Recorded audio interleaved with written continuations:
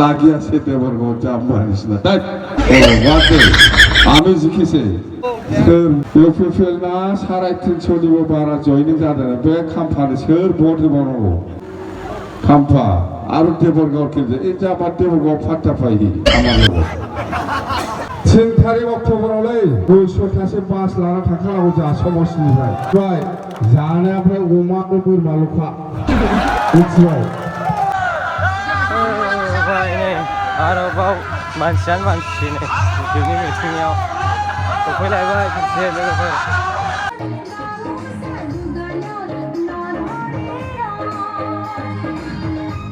सोरां बसुमतारी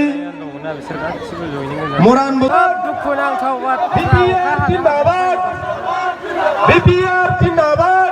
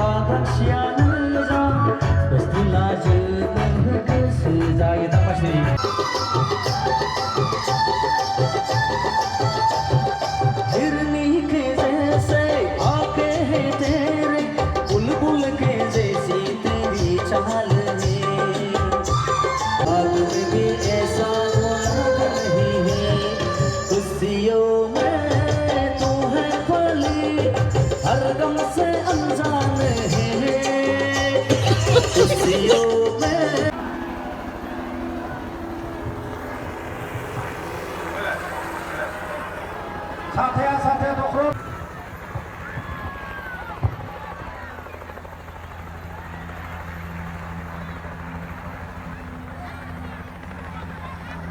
हाग्रामा महिलारि वेलकाम हाग्रामा महिलारि जिंदाबाद हाग्रामा महिलारि जिंदाबाद हाग्रामा महिलारि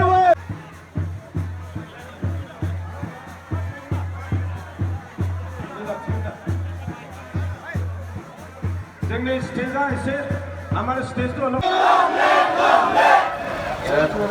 होबाय थाखासै जोंना बेसेबां होनबावनो बेफोरखौलाय लं लिभखौलाय जों लं लिभखा आमी लं लिभे আছে কয় ফুট হব 7 ফুট দে তাৰমানে আপোনালোকে সবে আহিব লাগিব কক্ৰাঝাৰত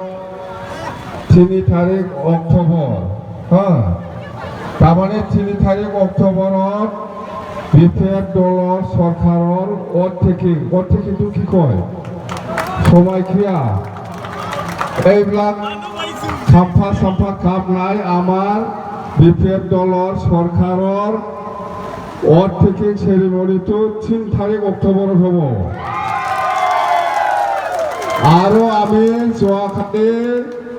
চিফ মিনিষ্টাৰ ডাঙৰ মিथिबाय বুজিয়াखै अक्ट'बरनि 3 तारिखआव अखा हाबायना मानसिया बारा खोनाया अखा हानायखाय खोनायाखै नङा होमबा खोनादों थिंजायना खोनायाखै 3 तारिख अक्ट'बरावलै 200थासो बास लाना थांखानांगौ जोंहा समाजनिफ्राय मिथिबाय जानाया ओमफ्राय अमा आरो बोरमाल'खा मिथिबाय नाखौ नाङा दे नाया गोदना थाबथायो बोरमा आरो अमा मिथिबाय खायना नाखाय सागुलि मांस बोरमाजों अमाजोंल' जानाया ओंख्रिया मिथिबाय ओंखाम जाना जाया ना बेदरल' जानो ओंखामखौ जायाबाबो जागोन खालि बेदरल' होख्लाय जाव अर्थेकिंआ जों 3 तारिखआव जाबाय दे बावना मिथियाखै 3 तारिखआव मा रायलायबावनो जाखाजोब्बाय जोंना आरो माबा लेक्सार होबावनांगौ दं फेरेंगा जाम्बा मा गोदाव सोराव बिराद खारखानाय मानसि फैगोनांबा चिरां ओनसोलाव मा हानि जाहा मेला दं आंनो खालामजोबगोन जेबो सिन्था खालामनांगौ गैया आरामाव था आं बुंदों नोंथांमोननि जिथु हानि समस्या नेपालि गरखाफोरनानो जा बर'नानो जा आदिबासिनानो जा आं खालामना होगोन आं खाम्फा नङा फेरेंगा नङा आं आसोलसो जेखौ बुङो बेखौ मावग्रासो मिथिबाय जोंना अटेकिंआ बे समायखिरा लानाया 3 तारिख अक्ट'बर बावनो मोनालै ना बावगोन नामा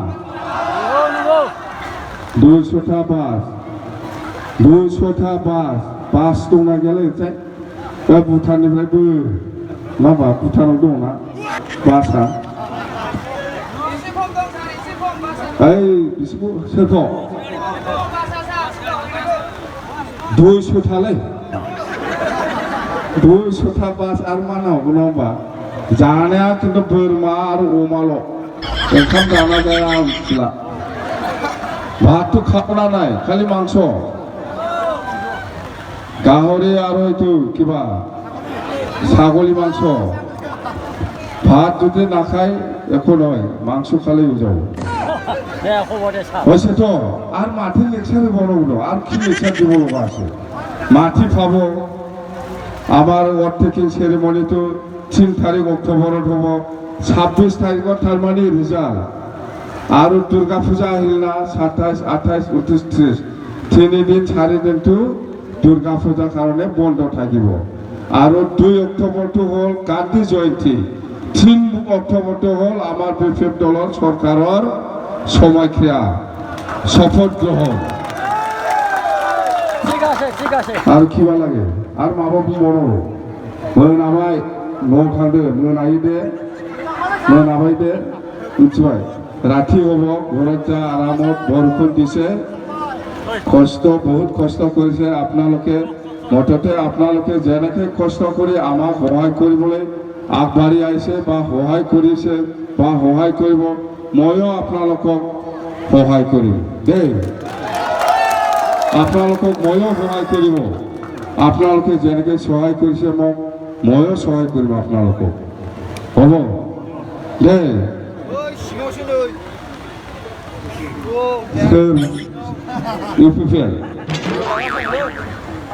इउपिपिएल ना 350निबो बारा जयनिं जादों बे खाम्फानो सोर भट होबावनांगौ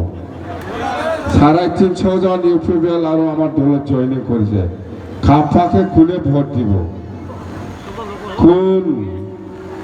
খাম্পা আর দেবরগাঁও কিন্তু এই যে আবার দেবরগাঁও ফাট্টা পাই আমার নিজের সমষ্টিতে ফাট্টা না পায় আর মোর देवरगाव समस्थित गयसे आंनि समस्थियाव फाट्टा मोनो गाव नोंनो जों फाट्टा मोनाखै निजर समस्थिते फाट्टा पोवानाय खाम्फा हयना नङा हारिब एबार আর মকর লাগিয়াছে দেবরগাঁও জাম্বা নিচিনা তাই ও বাদে আমি জিকিছে দেই 100% আমি জিকিছে চিন্তা কৰিব নালাগে মই নমস্কাৰ কৰিছো আপোনালোকক সকলোকে মই মাতিম এই শপথ গ্রহণের দিনা মই আপোনালোকক সকলোকে মাতিম আৰু আহি পেলাই আপোনালোকে ইয়াতে মাছ মাংস ও মাছটো নহয় খালি মাংস মাছটো খাওয়া না যায় ইয়াতে গোলাত ফাঁসি যায় খালি बोरमा আর अमा জানা যায় अमा माथो जायासै आरो नङा होमबा जायो गैखायालै भाई अमा जायो सोरबा दंखा जानांगौ आरो मोनजानांगौ प्राइमारि गाव जागोन मिथिबाय गाव प्राइमारि जागोन मिथिबाय ज' नङा फुङाव बै अटेकिंआव थांबाय फैफिननानै 12टासेयाव प्राइमारि जाबायब्रा ना औ खालि नाल' बुंफ्लाङो बेदर ना नङा नाखौ जाजाया नाया गद' थाबथायो दे बुरजा जागोन नालाय बेदरबा गद' थाबथाया अमा आरो बोरमा गामियाव मा दं गासिबो सिथारजोबलै होख्लाय गामियाव खयथा अमा दं होख्लायखा जानांगोन बुंनायल' नङा आरो सोरबा प्राइमारि लिडारा जाहोआबा दाम जागोन बेयाव मिथिबाय नङा होमबा सोरलाय प्राइमारि लिडारा दामालै ओरैनोसो बुंदों आङो ओरैनो बुंदोंलै दामा दे जाहोखागोन नङा होमबा प्राइमारि लिडारफ्रा मोजां दे प्राइमारि लिडारफ्रा जाहोगोन सिन्था खालामना दामा ओरैनो बुंदां जाहोआ जाजानो गिदां जाहोखागोन नालाय नङा होमबा ना नङा खिन्थु खालि बोरमा आरो अमा